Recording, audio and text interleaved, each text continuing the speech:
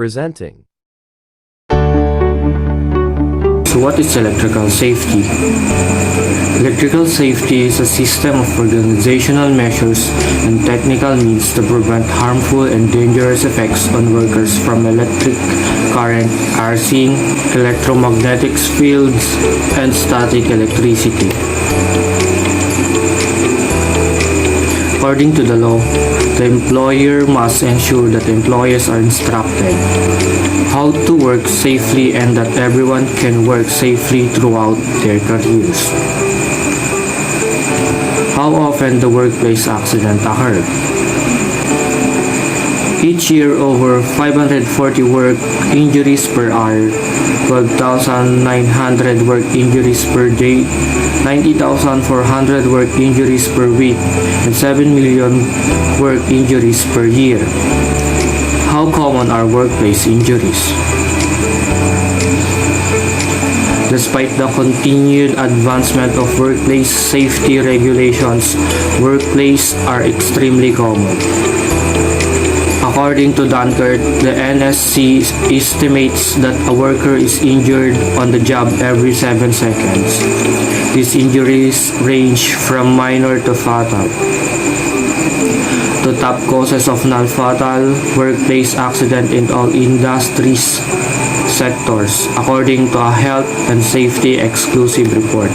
Sleep, trip, and falls on the same level 29%, manual lifting and handling 22%, struck by object 10%, fall from height 8%, acts of violence 7%, contact with machinery 4%.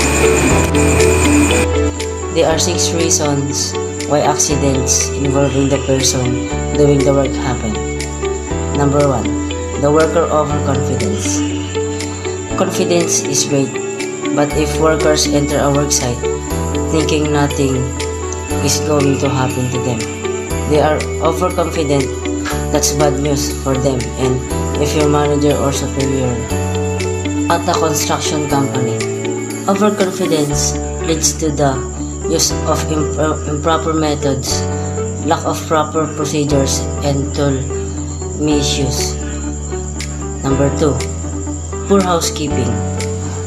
The order and cleanliness of your job site reveal your attitude toward safety. Poor housekeeping and equipment.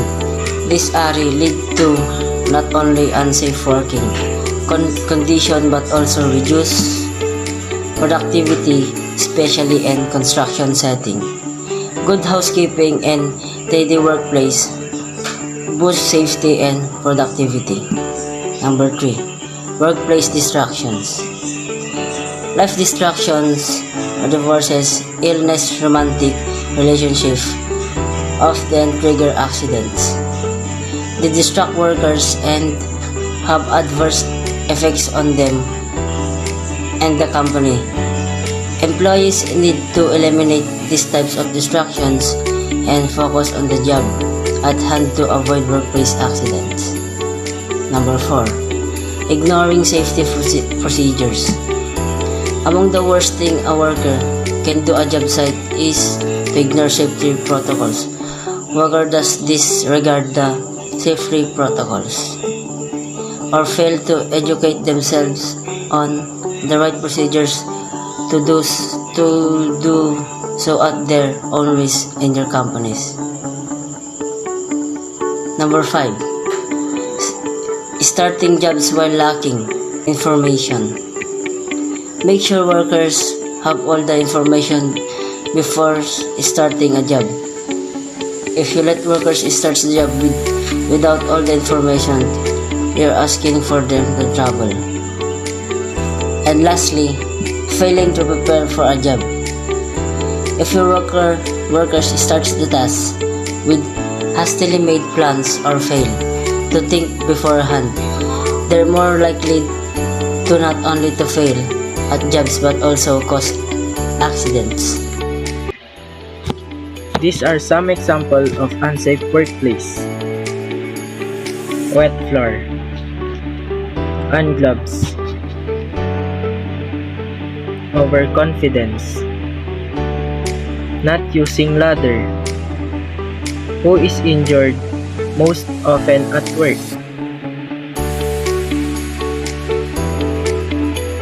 Which age group is injured at work most often?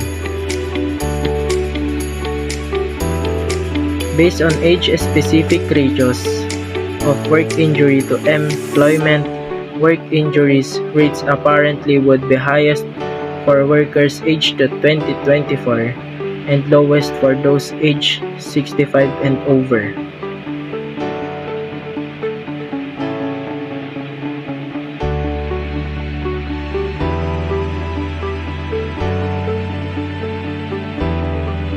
What group of people are more likely to get injured at work? According to the research by a 2015 Health and Safety Executive Survey, 16 to 19-year-old males have a 37% higher risk of injury than older workers.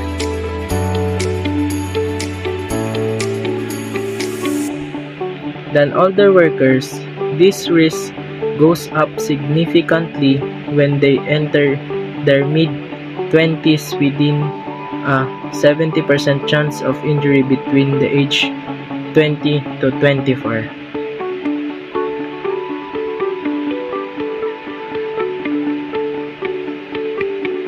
Why are younger workers are more likely to be injured at work? These young workers are more likely to be lacking in education, skills, and training, might not be able to recognize warning and instruction, whether it's operating machinery, climbing ladders, or using chemicals. Inexperienced youngsters are likely to be more vulnerable to accident. Do older workers have more accident than younger workers? Older workers have lower accident rates because they are experienced, mature, and are mindful of workplace hazards. Conversely, older workers have higher accident rates because of growing carelessness in the workplace. Familiarity breeds contempt and declining reflexes, hearing, and vision. Here are some ways to prevent injury during work hours.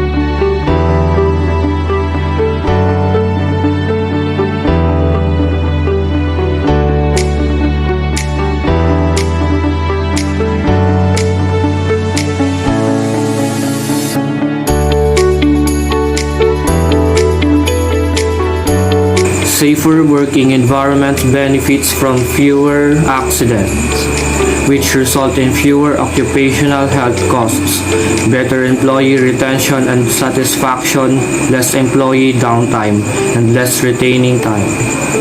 That's why safety is important in working environment. We We care for your safety.